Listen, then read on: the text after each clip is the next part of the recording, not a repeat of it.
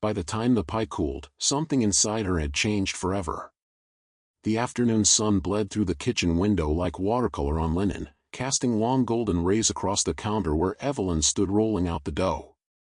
The scent of lemons, fresh, bright, and biting, filled the room as she grated zest into the filling, a familiar ritual that hadn't changed in decades. Her hands, though slower now, remembered every movement: press, fold, turn. She didn't need a recipe. This pie had lived in her fingertips for 50 years. It was Henry's favorite. Every summer, as soon as the Meyer lemons ripened on the small tree he'd planted beside the porch, she'd make him a pie. Even after he passed, she baked it. At first out of grief, then out of memory, and now, simply to remember herself. The house behind her was full of sound: small feet racing upstairs, the murmur of Mason on a work call, Isabella's voice floating faintly through a podcast in the next room. And yet, Evelyn moved through her kitchen like a ghost. She'd been up since 5, quietly cleaning the floor no one noticed, restocking the pantry with the foods the twins liked, folding the towels that somehow were never in the right drawer. She had turned invisible with grace. Today, though, she clung to this one tradition. She told herself it was for the children, that perhaps they'd like to try the pie that made their grandfather smile with closed eyes and a low hum of contentment. But in truth, she needed the pie more than anyone. She pressed the crust into the tin and set it on the windowsill to chill. As she reached for the mixing bowl, her eyes wandered to the edge of the porch outside, the place where Henry used to sit, tipping back in the old rocker that groaned under his weight but never failed. The chair was gone now. Isabella had replaced it with a set of sleek, gray patio loungers from some magazine-like catalog. Modern, she'd said, smiling with approval, her tone clipped and final. Evelyn had said nothing. As always. The filling came together quickly. Sweetened condensed milk, yolks, lemon juice. It thickened under her whisk like silk. She poured it into the crust, slid the pie into the oven, and wiped her hands slowly on a dish towel. She was about to turn when she heard small footsteps behind her. "Grandma Evelyn?" It was Lily, the quieter of the twins. Evelyn turned, surprised. "Yes, sweetheart?" The little girl hesitated at the threshold. Her hair was tangled, cheeks rosy from play. In her hands was a school worksheet, scribbled with crayon and stickers. "Can you help me with this?" Evelyn smiled and motioned her over. "Of course, baby. Let's see what we have here." They sat at the kitchen table together, the same table where Mason had once done his homework, where Henry had read his newspaper every morning. Evelyn helped Lily circle the right animals, guided her hand through wobbly letters, and listened as the little girl explained why penguins were her favorite. It was so simple, so intimate, so achingly brief. When they finished, Lily leaned forward and whispered, "Mommy says we might move to a bigger house someday. One with stairs that don't squeak." Evelyn blinked. Her throat tightened. "Oh," she asked, gently. "Would you like that?" Lily shrugged. "I like the swing. But Mommy says the kitchen's too old. And Daddy said it's not really theirs anyway." Evelyn looked down at her hands, veined, freckled, quiet. They trembled slightly. "They said that?" "Mommy says we're just helping you, but soon we'll have our own place again." Evelyn smiled, though it didn't quite reach her eyes. "That sounds exciting." Lily beamed. "Will you come visit when we move?" There it was. The word, visit. Like a guest. Like someone passing through. "I'd love that," Evelyn said, her voice barely above a whisper. "If I'm invited." Just then, the oven timer dinged. Evelyn stood up, steadying herself on the counter, and pulled the pie from the oven. The aroma filled the room with golden nostalgia. She set it down gently and looked at it, perfectly browned, the crust flaking just right. She reached for a small ceramic plate, one of the last original pieces she still had. She cut a slice and set it before Lily, who took one bite and smiled. "It tastes like lemonade in sunshine," she said. Evelyn laughed softly. "Your grandfather used to say the same thing." Lily nodded. I like it here. And for a moment, Evelyn let herself believe that maybe that was enough. But that night, after everyone had gone to bed, she returned to the kitchen alone. The pie sat untouched, save for the one slice Lily had taken. Mason hadn't tried it. Isabella hadn't asked. Evelyn stood at the sink, her hands submerged in warm water, scrubbing a dish that didn't need scrubbing. She glanced at the empty kitchen chairs. One still had a booster seat for the twins. Another had Isabella's phone charger curled around the armrest. There was no place for her. Not really. And in that silence, Evelyn heard it, not the sound of betrayal or anger, but the soft finality of being left behind while standing still. She dried her hands and sat down. Slowly, deliberately, she wrote the date in her journal, and beneath it, "Today I made lemon pie." Only Lily tasted it. The rest disappeared before dessert. The evening air in Charleston was humid and soft, pressing gently against the windows as twilight slipped into night. Evelyn had just finished folding the last of the freshly laundered towels, still warm from the dryer, when she heard the laughter. Not the free, unguarded kind that once used to echo through this home when Mason was little. This was curated, clipped, polished. Adult laughter from another world. Isabella's voice rose above the others, lilting with performative ease, welcoming her guests into their space. She emphasized the words, their space, as though she were guiding a real estate tour instead of introducing people into Evelyn's kitchen. The one she'd built. The one she'd tiled herself during that long winter when Henry had slipped on the porch and she needed something to busy her hands while he healed. Evelyn smoothed the towel edges, stacked them neatly on the hallway shelf, and peeked around the corner. The living room had been rearranged again, Isabella's doing. The armchairs were now symmetrical, the quilt Evelyn had stitched by hand folded with robotic precision over the back of a modern gray sofa she didn't recognize. The floral rug was gone, replaced by a smooth beige expanse that looked like it belonged in a hotel lobby. A soft clink of glasses. Mason, standing tall near the fireplace, poured wine. He laughed too, at something trivial Evelyn couldn't hear. His hair was grayer than it had been last year. His smile thinner. His eyes didn't scan the room for her the way they used to. She was still wearing the apron with small flour smudges from earlier. She had baked cinnamon shortbread, the ones Mason used to dunk in milk at age 7, and set them on a tray in the kitchen before retreating to the laundry. But now, she noticed, they hadn't even made it to the coffee table. The tray had been pushed to the side. A few cookies were half broken, crumbs scattered like afterthoughts on the counter. Isabella spotted her from across the hallway. "Oh, Evelyn. I didn't realize you were still up," she said brightly, her voice coated in a politeness that caught more than it comforted. "Don't worry about cleaning anything tonight. We've got it covered."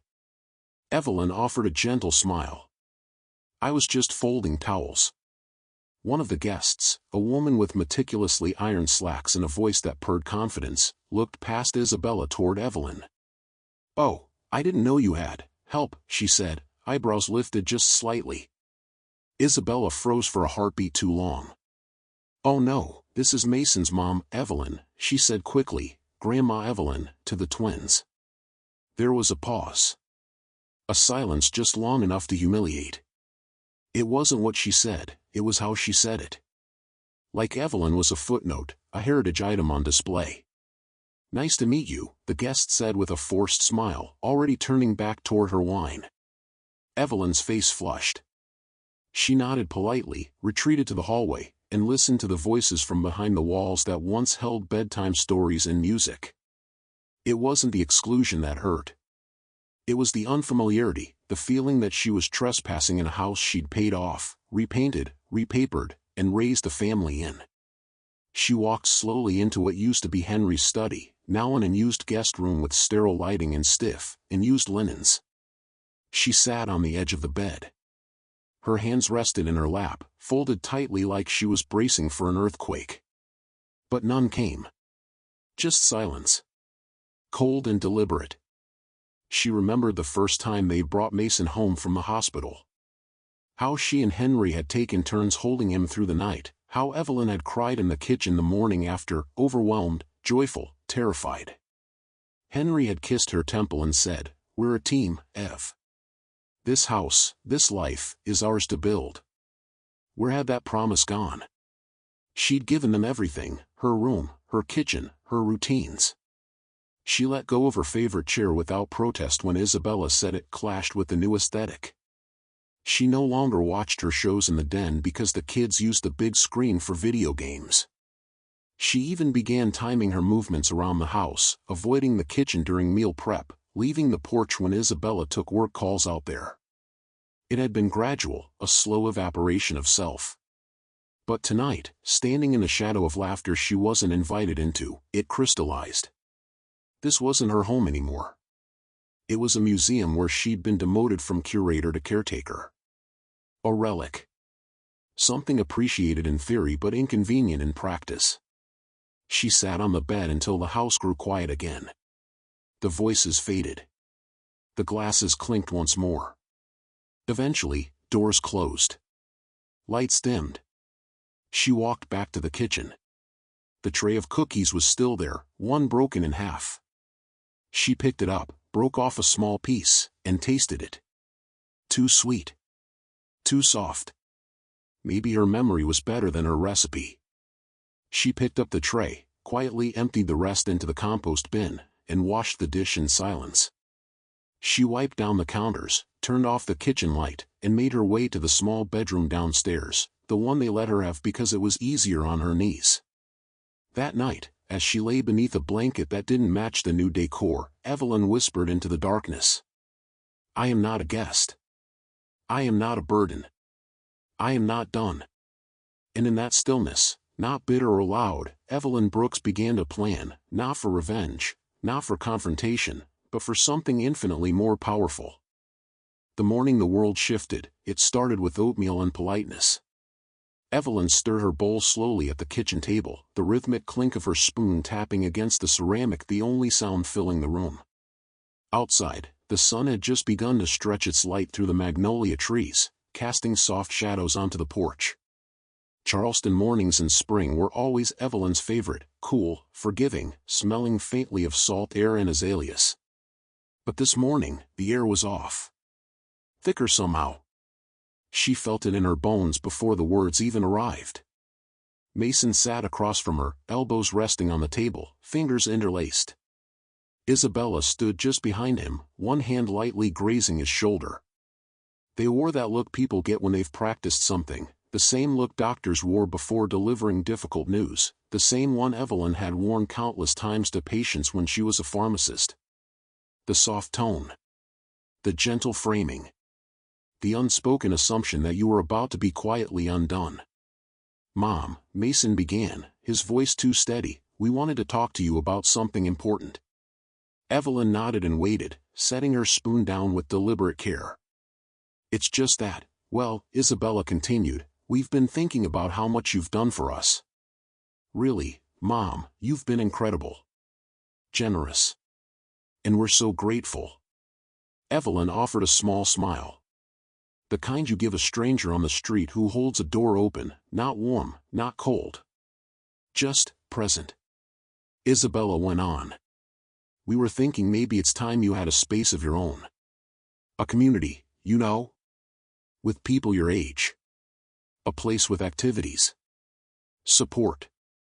Independence." That last word hung in the air like fog. Independence. As if she'd lost it. As if it was something to be given back with new walls and scheduled shuttles. "There's this beautiful senior living complex just 15 minutes from here," Mason said, sliding a brochure across the table. "It has everything. Gardens, book clubs, fitness rooms. Even a shuttle to the grocery store in downtown." Evelyn picked up the brochure. A smiling woman, maybe in her early 60s, sat on a porch holding a mug. The caption read, "Retire into comfort, your next chapter starts here."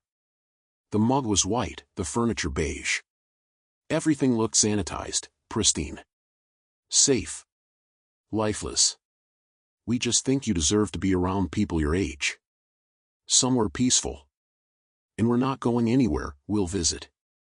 All the time, Mason added quickly, like a lifeline tossed into deep water. Evelyn looked at her son. Her only child. The one she had rocked through storms and heartbreak, taught to ride a bike on the driveway just outside this very kitchen. The boy who used to ask for her lemon pie on every birthday. Now he couldn't look her directly in the eye. "I see," she said softly. No tremble in her voice. No argument. No dramatic refusal. Just silence. Isabella smiled with relief, mistaking Evelyn's calm for consent. "It won't be immediate. We can take our time. There's a wait list, but we can start getting the paperwork going. And we'll help you move when the time comes." "Of course." Evelyn nodded, her eyes drifting to the window. The backyard swayed with wind, the old oak tree shedding its pollen like golden snow. The same tree Henry had planted the first year they bought this house. She could still see him digging the hole, sweat on his brow, dirt under his nails, laughing when the roots wouldn't sit straight. That afternoon, after they left for work and school and meetings, Evelyn remained at the table. The house, for once, was truly quiet. She made a pot of tea, not the new one Isabella ordered, but her old copper kettle, dented and beloved. She poured it into her favorite cup, the one with the chipped edge Mason had made in 3rd grade. She sat down, took a sip, and began to plan. That evening, she walked next door to the little white house with green shutters. Mrs. Green, now nearly blind but sharper than most people half her age, answered with her usual bark of affection. "Well, if it isn't Evelyn Brooks. Come in here before I rust on this porch."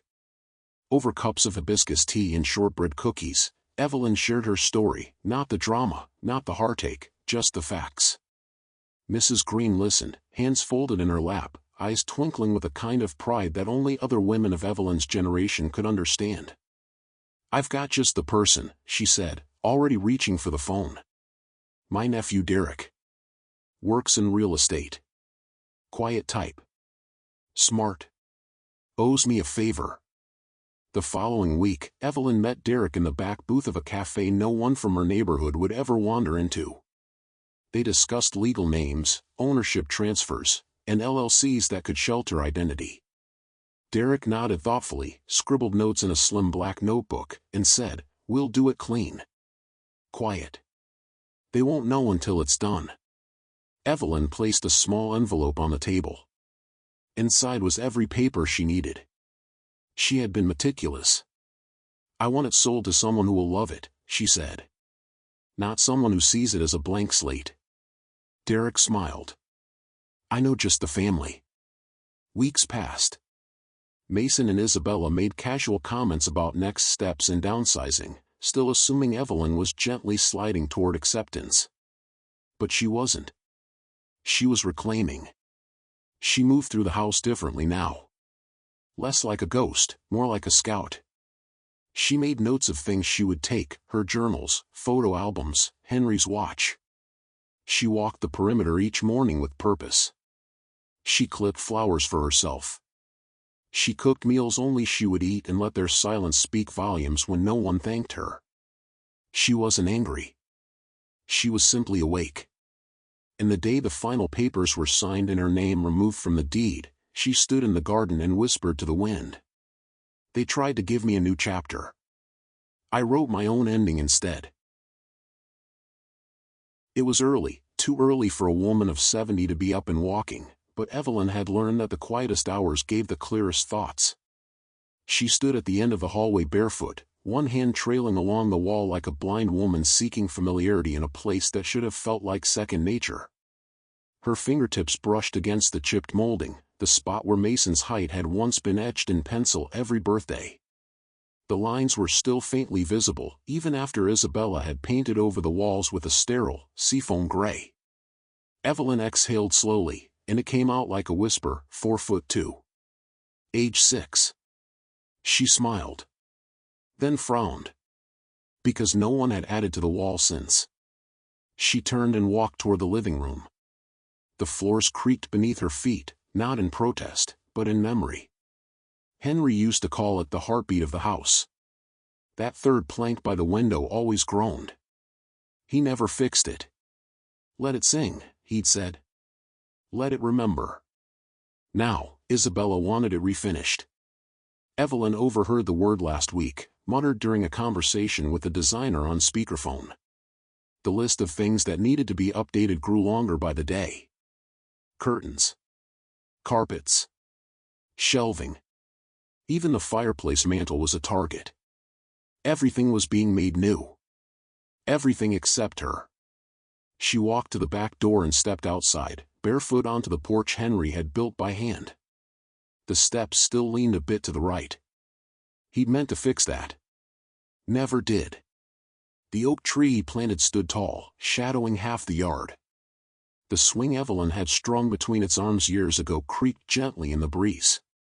It used to be the centerpiece of their Sunday mornings, Henry reading the paper, Mason on her lap, Evelyn humming some tune from the radio. Now it hung crooked, half swallowed by overgrown vines Isabella deemed unseemly. She approached it anyway and sat down, slow, careful. The wood was worn smooth from decades of use. It sighed beneath her, but it held. Evelyn tilted her head back and looked up through the branches, where the sunlight broke in scattered ribbons. She closed her eyes. For a moment, she could still feel Henry's hand at the small of her back, guiding her gently to sit. The ghost of his cologne, warm and earthy, seemed to curl through the breeze. She opened her eyes and whispered, "I miss you. I think I've overstayed." She didn't mean the house. Later that morning, Evelyn walked back inside and wandered room to room. The den was now an office space, though it rarely saw a laptop. The children's toys lay scattered across a Persian rug that hadn't existed when Mason was their age. The piano, once the home's pulse, stood like a statue in the corner, closed, untouched, a museum piece with dust in its keys. Evelyn had taught Mason Clair de Lune right there. He played it once for Henry on their anniversary. But now the room belonged to silence. She stepped into the kitchen and paused. The lemon pie dish still sat drying beside the sink. No one had touched it last night. She'd baked it anyway. Out of habit. Out of defiance. Out of love, maybe. She looked at the refrigerator door.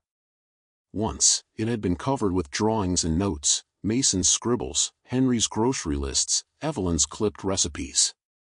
Now, it bore 3 polished magnets, each symmetrical and identical. The fridge had become a statement of order, not life. Evelyn placed a hand on its cool surface. "You used to hum," she whispered. "You used to hum with joy." It struck her then, suddenly, piercingly, that she wasn't looking at her home anymore. She was walking through a stage set. A carefully curated display of someone else's rhythm. The bones of her life had been painted over. The air no longer remembered her name. Even the echoes felt like strangers. She turned toward the stairs, but didn't climb them. She no longer needed to see the master bedroom, her bedroom, now claimed by Mason and Isabella. It wasn't just space they had taken. It was the center of gravity. What stung most was that they had not stolen it maliciously. They had simply forgotten it had ever belonged to her. Evelyn sat again, this time at the kitchen table. She opened her notebook, the one she hadn't touched in weeks, and wrote, slowly, deliberately.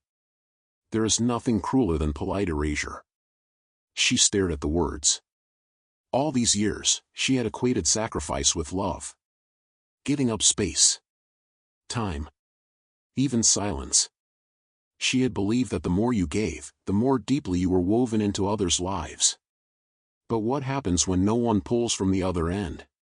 She was no longer woven in. She was wallpaper. Decorative. Functional. Easy to ignore. And yet, she did not feel anger. Not the way anger is usually described. She felt clarity. Cold. Exact. Freeing. It wasn't betrayal. It was entropy. The slow breakdown of connection when no one bothers to hold the pieces together. By the time Mason came home that night, Evelyn had already packed away a few photo albums. Not because she was leaving yet. but because she was preparing to reclaim what no one else had noticed was hers to begin with. She sat by the window, a quiet figure in the soft evening light, watching the neighborhood children ride past on bikes, their shouts echoing in the distance. Mason passed behind her, phone in hand, distracted. "Hey, Mom," he said in passing, then disappeared into the hallway. She didn't respond. Not out of spite, but because, finally, she no longer needed his attention to exist. The silence that followed wasn't lonely. It was earned. The sea air tasted different that morning. It wasn't the salty sharpness Evelyn remembered from childhood vacations. It was softer, warmer, tinged with honeysuckle and the slow hum of a coastal town just beginning to wake. The breeze rustled the linen curtains in her new apartment, brushing gently against the back of her hand as she lifted her cup of tea. She didn't rush the sip. She didn't have to. The chair beneath her creaked, but not in protest, more like acknowledgement. This, she thought, is what a chair should sound like when it belongs to you. It had been 6 days since she moved. No goodbye. No fanfare. Just 2 suitcases, a photo album, Henry's watch, and her mother's old recipe box. Evelyn had signed the last set of closing documents with Derek the week prior, tucked her keys into an envelope with a handwritten note for the new family, and slipped out of the house before the morning light reached the porch swing. Now, seated on her second-floor balcony just 2 blocks from the sea, Evelyn listened, not for footsteps upstairs, not for the hiss of the espresso machine Isabella insisted on using at 6 a.m., not for the hushed complaints about her old-fashioned habits. Just the chirp of birds, the rhythmic whoosh of the tide, and her own breath moving through a space that didn't shrink around her. She took another sip. Then her phone buzzed. She let it ring. It was Mason. Again. The day before, the letter had arrived at the house, delivered by a uniformed process server, with notarized documentation attached and a signature required. Evelyn had seen to every detail. She hadn't wanted cruelty. Only closure. Only truth. Mason had called within the hour. 8 times. She hadn't answered. Isabella had sent an email. Subject line, urgent. The body read, "This has to be a mistake.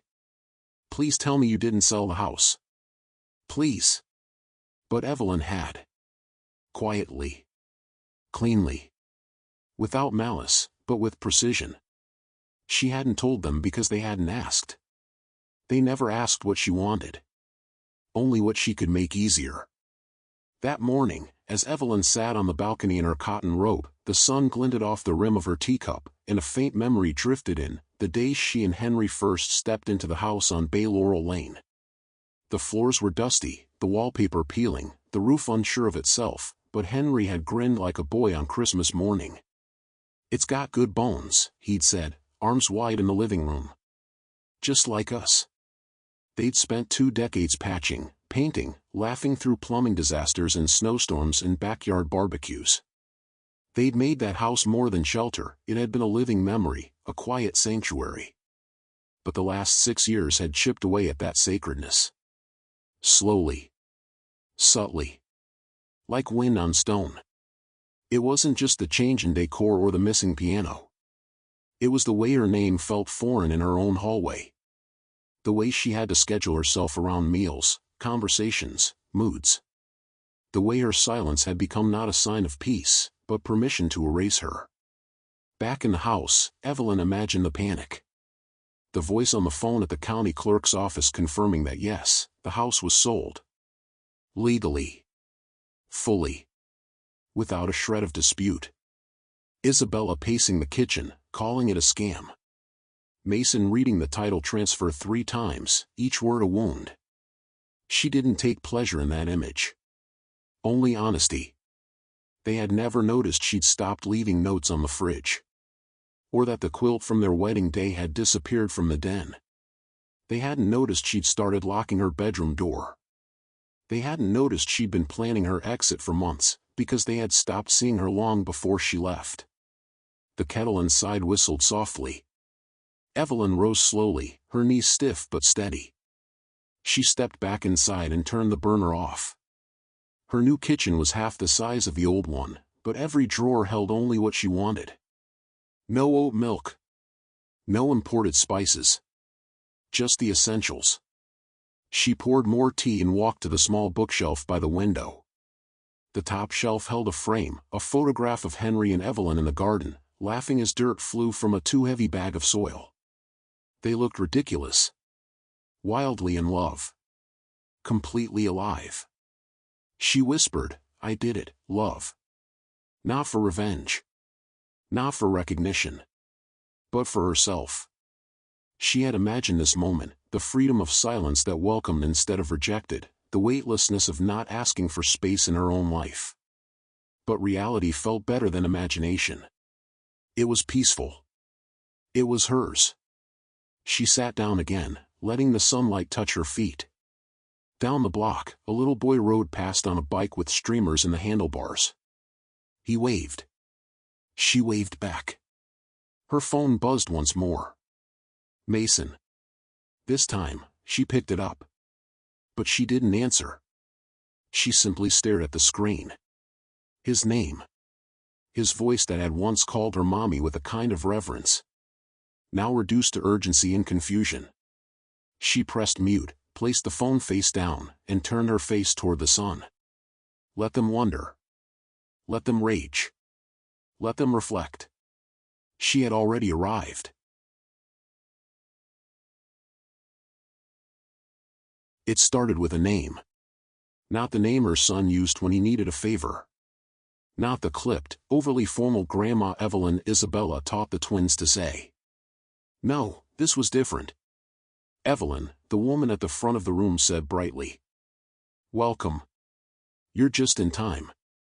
We're discussing the secret garden today. It was her third meeting at the community book club, held every Wednesday morning in a sunlit room above the public library. The first week, she'd sat quietly in the back, scribbling observations in the margins of her thrifted paperback. The second week, she had stayed afterward to chat with Ruth, a retired schoolteacher who baked lemon scones and still wore pearls. Now, Evelyn sat near the window. On purpose. She didn't speak much, not yet. But she smiled when someone referenced a favorite passage. She nodded when another member recalled the smell of her childhood garden. For the first time in years, Evelyn wasn't shrinking herself to fit into a space. She was simply present, and that was enough. After the meeting, Ruth pressed a paper napkin into her hand. Inside was a scone, warm and soft, tucked like a secret between friends. Come by my apartment sometime, Ruth said. I make better tea than this place. Evelyn chuckled. That's not a high bar. And they both laughed, not politely, not out of habit. But with surprise. Delight. The sound startled Evelyn. It had been so long since she heard herself laugh without worrying who might sigh. That afternoon, she walked home through the narrow streets of her seaside neighborhood, a tote bag swinging gently at her side. It held nothing urgent, a new journal, a bar of lavender soap, a book of poetry she didn't fully understand but loved for its rhythm. Her apartment wasn't large. Just 2 rooms and a kitchen with faded tile. But it smelled like rosemary and sea breeze, and everything inside it, every picture, every mug, every blanket, belonged to her. No one rearranged things without asking. No one called her eccentric for keeping cloth napkins or humming to herself while she cleaned. The space felt lived in and light.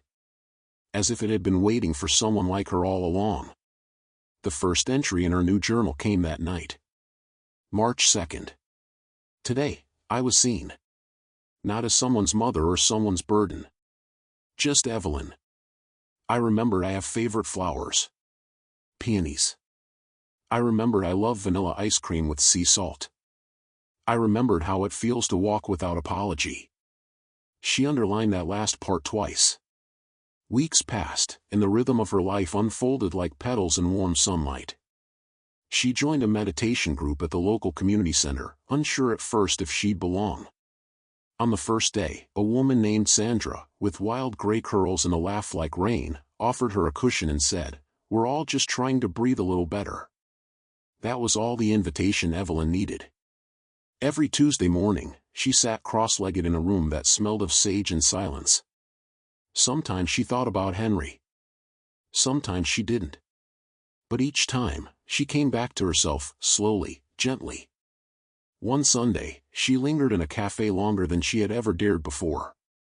The young barista with a pierced nose brought her a second tea without asking. "You look like you needed more story," she said, nodding toward the notebook on Evelyn's lap. "I do," Evelyn replied. "I'm writing a new one." She spent hours there, tucked between soft music and the low murmur of conversation, writing about things that didn't have to make sense to anyone but her: the sound of wet gravel underfoot, the way butter melted on a blueberry muffin, the ghost of her husband's hand brushing hers on a cold morning. She didn't flinch when someone coughed nearby. She didn't check to see if she was in anyone's way. She was allowed to take up space now. Her laughter grew stronger. Her voice steadier. She found herself saying yes to more things: art walks, open-air concerts, even a potluck where she brought her mother's potato salad recipe and received 4 compliments before dessert. She didn't tell anyone about the house. Not yet. Not in detail. But when someone asked where she was from, she no longer looked over her shoulder as if the past might be chasing her. "Charleston," she'd say with a smile. "But now I live here." One evening, as the sun dipped into the horizon like a kiss goodbye, Evelyn sat on her balcony with a book she didn't read and a mug of chamomile tea she forgot to sip. She was watching a family across the street, a mother pushing a stroller, a child holding a balloon shaped like a dinosaur. The wind picked up, the balloon slipped, and the boy burst into tears. The mother knelt, hugged him close, and whispered something Evelyn couldn't hear. But whatever it was, it worked. The boy smiled again. And Evelyn did too. Not because she missed those years, but because she didn't need them to return to feel whole. She was no longer trying to get back to something. She was building something forward. Later that night, she pulled out her journal again and wrote, "March 28th. It's strange. I thought starting over would feel like a loss. But all I've lost is the part of myself that was always waiting. Waiting to be asked. Waiting to be allowed. I don't wait anymore. I choose. I speak. I laugh. I write.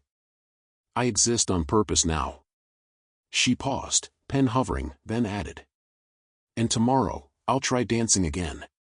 Maybe just in the kitchen. But it's a start." It was late afternoon when he arrived. The kind of hour where the light begins to turn gold, and the air feels heavier with thoughts people haven't said aloud. Evelyn was sitting by the window, her fingers gently resting on the edge of a paperback she wasn't reading. The tea on the table had long gone cold, but she hadn't noticed. She saw him before he knocked. Mason. Her son. He stood on the sidewalk across from her building for a long while. Not pacing. Not calling. Just standing. Hands in his jacket pockets. Shoulders slightly hunched. The kind of posture that spoke of weariness, not defeat. Like a man carrying a question too long unanswered. When he finally climbed the steps and knocked, not hard, not tentative, just real, Evelyn didn't hesitate. She opened the door. He looked older than she remembered. Not in years, but in edges. The guilt sat under his eyes like shadows that never left. "Hi, Mom," he said, voice low. She nodded once. "Come in." He stepped in like a guest. And for the first time, he truly was. They sat across from each other at the small kitchen table. It still smelled faintly of cinnamon and lemon Evelyn had baked earlier, not for anyone, not out of habit, but because it brought her peace. Mason's eyes scanned the room, the books, the shawl draped over the chair, the picture of Henry on the shelf. All Evelyn. No compromise. No ghost of anyone else. For a long time, neither spoke. Then finally, he said it. "Why?" Evelyn looked at her son, the man she had raised, rocked to sleep, defended in school meetings, and baked countless birthday cakes for. She saw the boy he had been, and the man who had slowly stopped seeing her. "I don't think you even know what you're asking," she replied quietly. Mason opened his mouth, closed it. His hands rested on the table, fingers twitching slightly. "I thought we were helping you." "No," she said. "You were managing me." Her tone wasn't harsh. It wasn't cruel. It was calm. Measured. Like someone finally stepping out from behind the curtain of a long, exhausting play. "You stopped asking if I was okay," she continued. "Stopped sitting with me on the porch. Stopped talking to me like a person. I became background, the person who reminded the kids to put on jackets, who made sure the towels were folded, who made coffee no one drank." Mason blinked.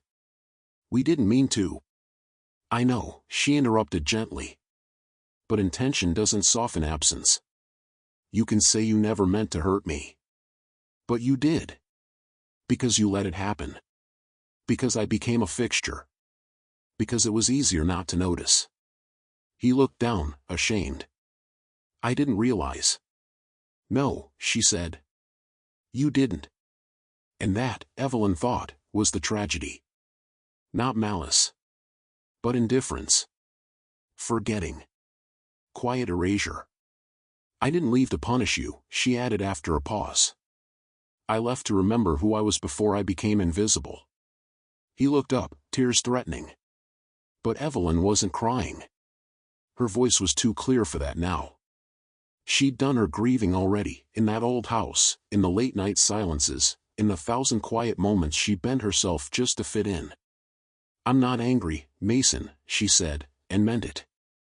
"I just stopped waiting. For you to remember me. For you to see me. For space I had to keep asking for." There was another silence. Then Mason stood slowly. "I'm sorry." "I know," she said, her voice soft. He hesitated near the door. "Will you ever come back?" Evelyn looked at him, really looked at him. A man torn between regret and the comfort of old patterns. A man who still hadn't realized some questions don't need answers. Only time. "I'm not sure," she replied. "Because coming back isn't about place. It's about being welcome. Seen. Invited. Not tolerated." He nodded slowly. There were no tears. No dramatic apologies. Just the quiet folding of a truth too long ignored. He opened the door, stepped into the hallway, and looked back once. Evelyn smiled, small, gentle, a benediction, not an invitation. Then he left. The door clicked softly behind him. And Evelyn stood still for a moment, letting the quiet settle around her like sunlight through lace. It was the kind of silence that felt earned, not imposed. She walked back to the table, picked up her cold tea, and sipped. It didn't matter that the tea was bitter now. It was hers. Everything here was hers. Later that evening, her phone buzzed. Mason. She let it ring. She didn't feel anger rise. She didn't freeze. She didn't rehearse what she might say. She just looked at the name that once made her flinch with the weight of unspoken apologies, and felt nothing but peace. He was no longer the storm in her life. Just a familiar name on a screen. That night, she journaled again. April 12th. He came. Not for answers. For understanding. And I gave him what I could. Not forgiveness, not punishment. Just truth. I told him who I became while he wasn't looking. I used to live for their approval. Their comfort. Their version of love. But now I breathe like no one is watching. I laugh out loud. I sleep without waiting. I am not waiting anymore. I am here. Whole. Home. It arrived on a Tuesday. Tucked among the usual mail, utility bills, a coupon flyer, and a catalog for a gardening center she never signed up for, was a small envelope, addressed by hand in rounded, uncertain letters. To Miss Evelyn Brooks. From Chloe, I'm 8. Evelyn froze for a moment in the doorway, the afternoon sun warming her back. She stared at the envelope like it might vanish if she blinked. She carried it inside, her steps slow, deliberate. She set it on the kitchen table, poured herself a cup of chamomile, and sat for a long moment before opening it, as if she knew, deep down, that once she read it, something inside her would shift. The paper was lined, wide-ruled, the kind they still used in elementary schools. The ink was pink, the letters wobbly and too large in places. At the top was a drawing, a swing under a big tree, a stick figure girl with curly hair standing next to it, smiling. Then the words. Dear Miss Evelyn. My name is Chloe and I live in your old house now. I love it here. My room used to be the one with the blue walls, I think. It smells like cinnamon sometimes, and Mommy says it's because the walls remember you baking. I hope that's true. My favorite thing is the swing outside. It creaks but not in a scary way, like it's singing a secret. Mommy says you built it with your husband. That's so nice. I like to sit there and think. Sometimes I talk to it, and I think it listens. Thank you for leaving it for me. Love. Chloe. Age 8, almost 9. Evelyn didn't cry immediately. She held the letter in both hands for a long time, letting the words settle over her like a quilt. Then, quietly, her shoulders began to shake. Not from grief. Not even sadness. But from something pure, release. She hadn't realized how tightly she'd been holding the past. How hard she'd gripped the memories, the guilt, the ache of all that had been lost. She had carried it all in silence, in her bones, in her breath, in the space between every heartbeat. But now, with this one letter, she knew, the house had found a new soul to hold.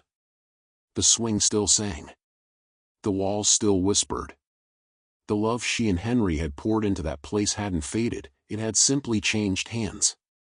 And most importantly, it had been noticed. Later that evening, she took the letter and placed it in a small wooden frame, one that used to hold an old insurance form she no longer needed. She set it on the shelf beside the photograph of Henry, taken on their last anniversary, him in that corduroy jacket she loved, holding her hand like he always had, firm, quiet, sure. She whispered, "We did good, didn't we?" The wind stirred the curtains gently.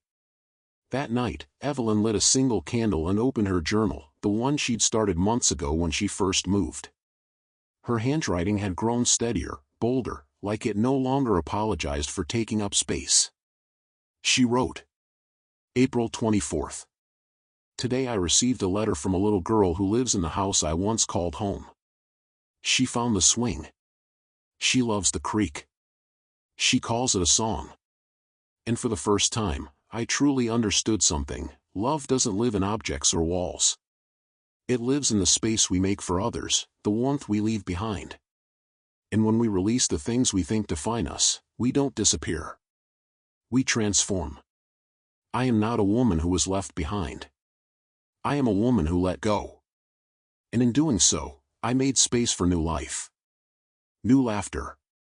New stories. The swing still moves. The light still spills through the kitchen window. The story continues. And I'm no longer trying to write myself back into it. I'm writing something new. She closed the journal and set her pen down. Then she did something she hadn't done in years. She walked barefoot out onto the balcony, lifted her face to the wind, and danced. No music. No audience. Just the sound of the ocean in the distance and the beat of her own heart, steady, strong, still hers. The lesson. You don't have to be remembered in the same room to know you mattered there. You don't have to stay in the place you built to prove your legacy. Sometimes, the most powerful act of love is letting go, and trusting that the life you planted will bloom for someone else.